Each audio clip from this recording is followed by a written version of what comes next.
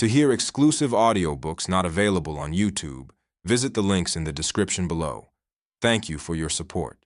Selected works of Mao Zedong, Volume 3. The Period of the War of Resistance Against Japan. Part 2. Section 14. Some pointed questions for the Kuomintang. Comrade Mao Zedong wrote this editorial for the Liberation Daily, Yan'an. July 12, 1943.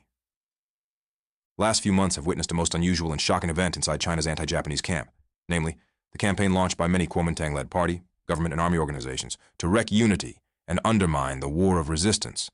It assumes the form of an attack on the Communist Party, but is in fact directed against the whole Chinese nation and people. Consider first the Kuomintang armies.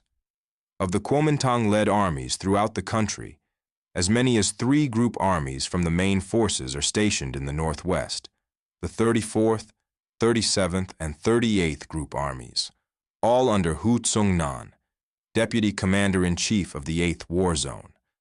Of these, 2 have been used to encircle the Shensi-Kansu-Ningxia border region, while only 1 has been assigned defense duty along the Yellow River, from Yichuan to Tungquan, against the Japanese invaders.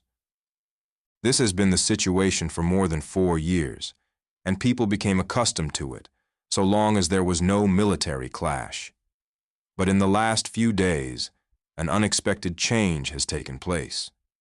Of the 3 Army Corps on defense duty along the river, the 1st, 16th, and 90th Army Corps, 2 have been removed, the 1st Army Corps to the area of Pinchao and Chunhua, and the 90th to the area of Luochuan, and both are actively preparing to attack the border region, while the greater part of the river defenses is left unmanned against the Japanese invaders. This inevitably makes people ask, what exactly are the relations between these Kuomintang people and the Japanese? Day in, day out, many Kuomintang people have been brazenly spreading propaganda that the Communist Party is sabotaging the war of resistance and wrecking unity. Can the withdrawal of the main forces defending the river be called strengthening the war of resistance? Can attacks on the border region be called strengthening unity? We should like to ask the Kuomintang people who are doing all this. You are turning your backs on the Japanese while they are still facing you. What is going to happen if the Japanese start advancing on your heels?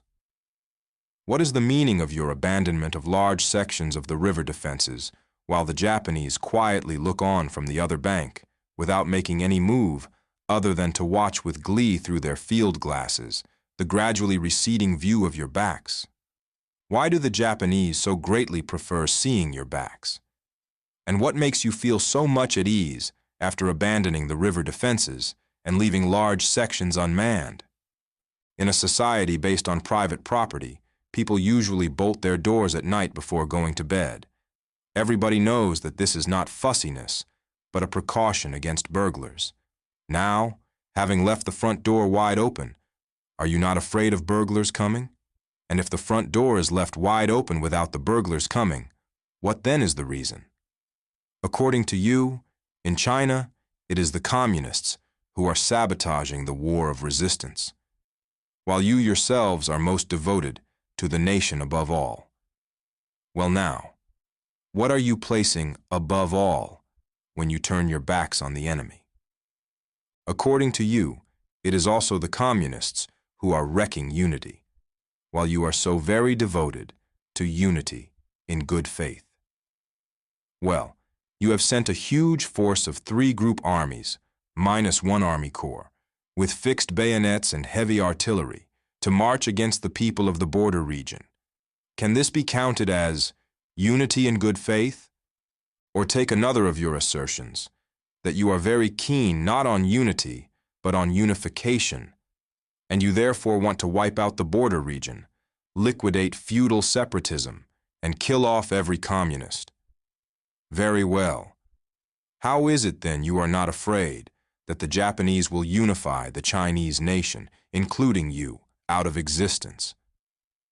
Supposing that while you triumphantly unify the border region at one stroke and wipe out the communists, you are able to keep the Japanese stupefied by some sleeping draft or by some spell of yours, so that the nation and you yourselves both escape unification by them. Well, dear gentlemen of the Kuomintang, won't you give us some inkling of the secret of your sleeping draft or spell? But if you have no sleeping draft or spell for dealing with the Japanese, and if you have not reached a secret understanding with them, then let us tell you plainly and formally, you should not and must not attack the border region.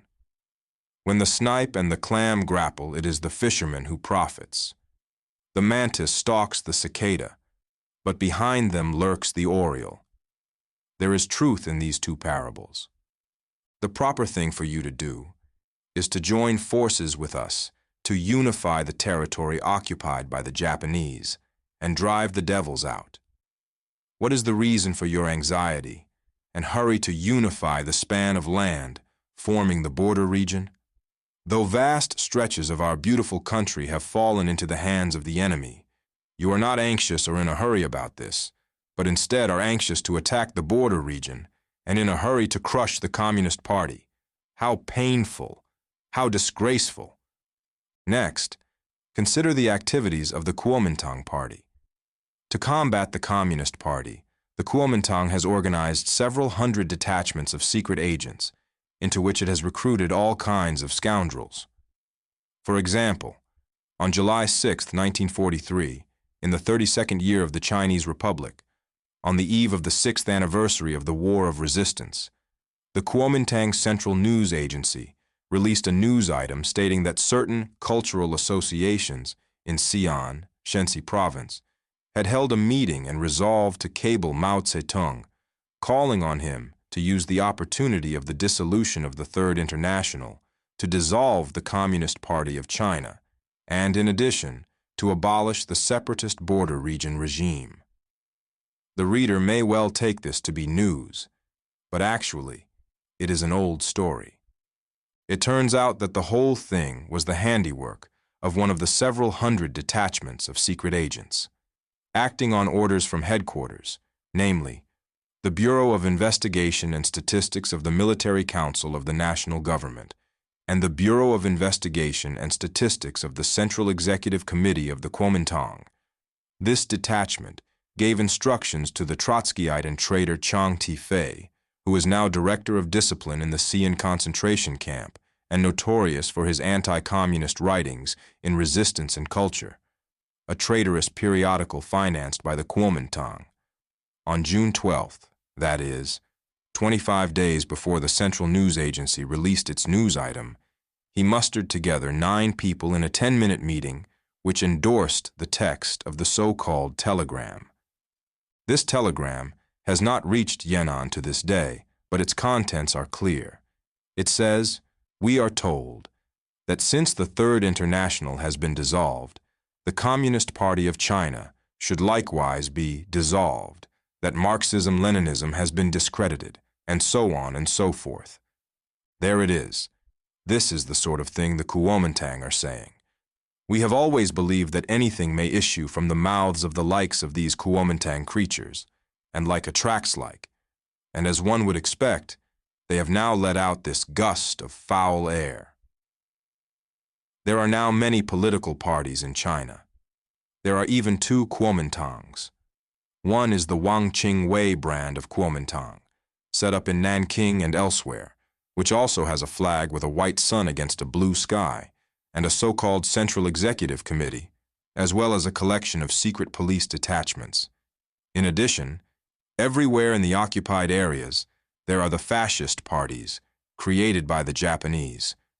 Dear gentlemen of the Kuomintang, why is it that since the dissolution of the Third International, you have been so terribly busy plotting the dissolution of the Communist Party, but will not even lift a finger to dissolve a few of the traitorous and Japanese-sponsored parties?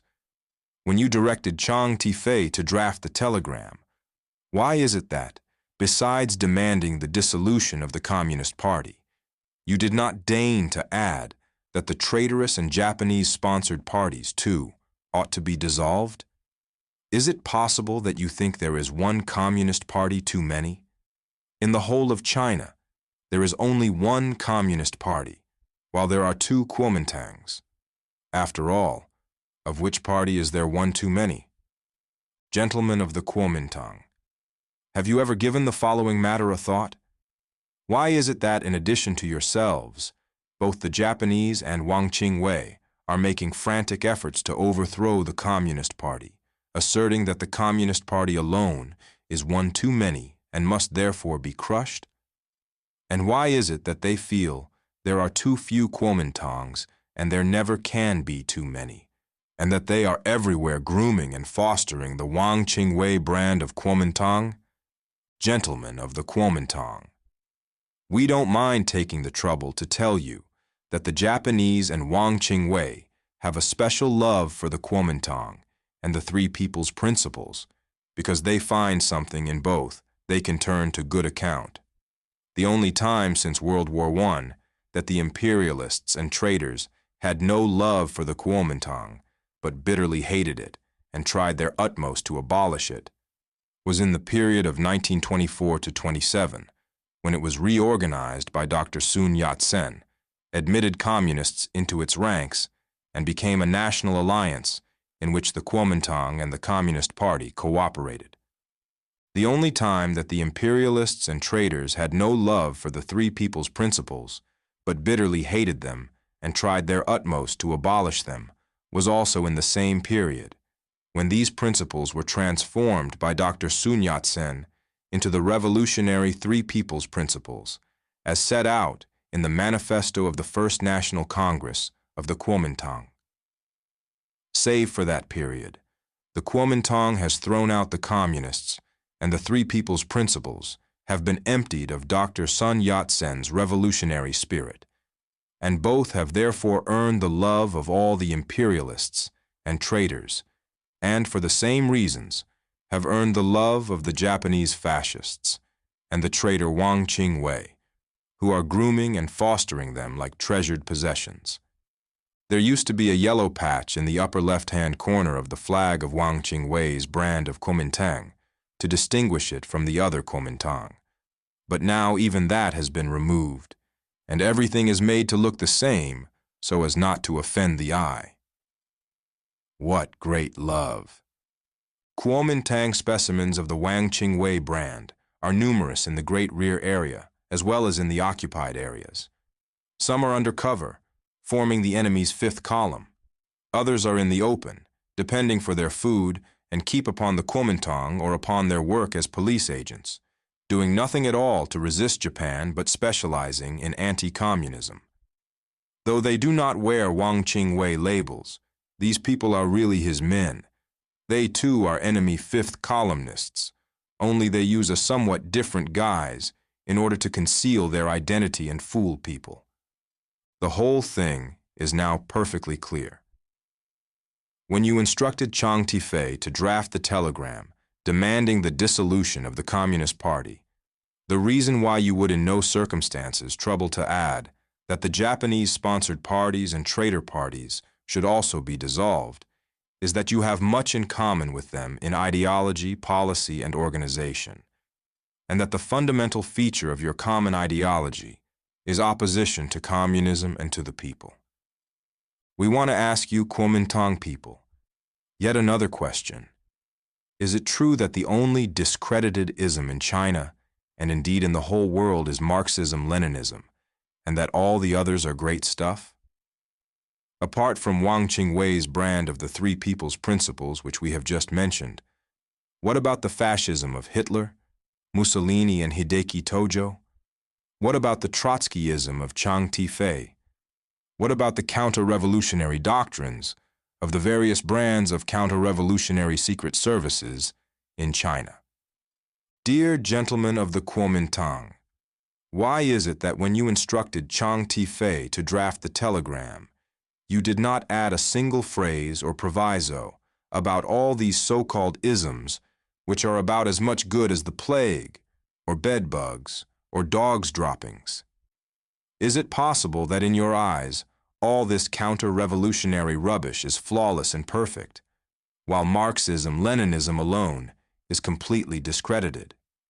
To be blunt, we strongly suspect that you are working in collusion with the Japanese-sponsored and traitorous parties, and that is why you and they breathe through the same nostrils. That is why you and the enemy and traitors are so exactly alike. Indeed, identical and indistinguishable, both in your words and in your deeds. The Japanese and the traitors wanted the new Fourth Army disbanded, and you ordered it to be disbanded. They want to dissolve the Communist Party, and so do you. They want to abolish the border region, and so do you. They do not want you to defend the Yellow River, and so you abandon its defense. They attack the border region. For the last 6 years, the enemy forces along the riverbank opposite the counties of Suite, Michy, Chiassian, Wupao, and Qingqian have never ceased shelling the 8th Route Army's river defenses, and you too intend to attack it. They are anti-communist, and so are you. They bitterly revile communism and liberal ideas, and so do you. When they seize a communist, they force him to make a public recantation in the press, and so do you. They send counter-revolutionary agents to worm their way into the Communist Party and the 8th Route and new Fourth Armies for disruptive purposes, and so do you. How is it that you and they are so remarkably alike, identical and indistinguishable? As you and the enemy and the traitors are exactly alike, identical and indistinguishable in so many words and deeds, how can people help suspecting that you are working hand in glove with them or have come to some secret understanding with them? We hereby make this formal protest to the Central Executive Committee of the Kuomintang. Your action in withdrawing the main forces for river defense in preparation for attacking the border region and starting civil war is utterly wrong and impermissible. Your Central News Agency's publication of the news item of July 6th, which is disruptive of unity and insulting to the Communist Party, is also utterly wrong and impermissible.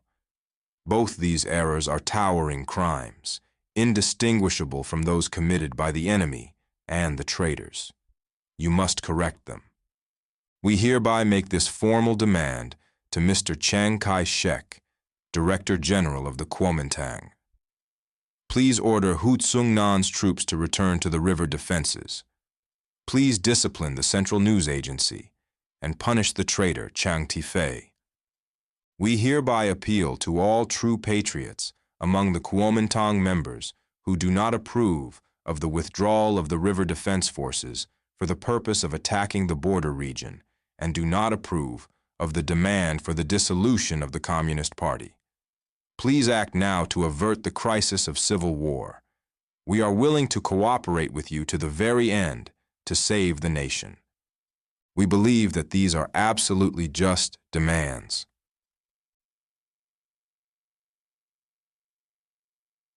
End of section 14.